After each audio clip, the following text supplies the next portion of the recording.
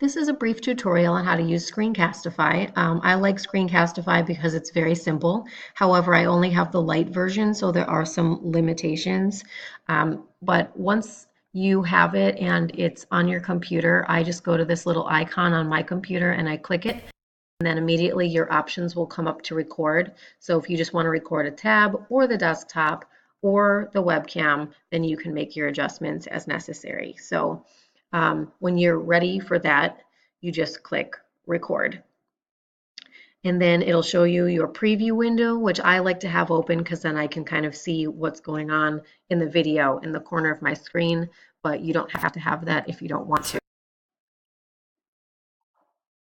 And it counts down also to kind of give you some heads up for when it starts recording. And then you have this preview window if you choose in the corner of your screen and the time that your video has been running.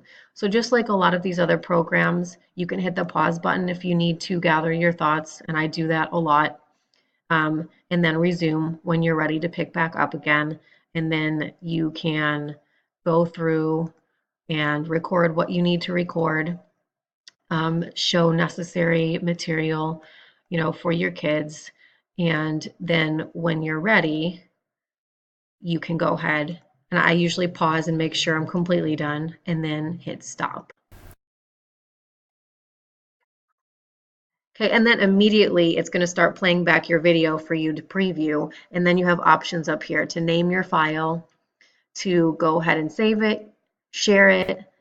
You can do a few, you have a few editing options with the light version, or you can completely just get rid of it and start over. And so what I like to do is I always like to save it to Google Drive. So that's what it's doing right now.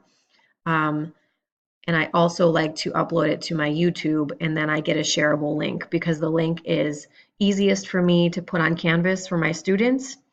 And the link is also easiest to access for most people rather than trying to go through a Google Drive link. But I do both just in case, and it's whatever's best for you, or you can save it as a file. And then sometimes I put that file on a USB, if I'm having a substitute that day.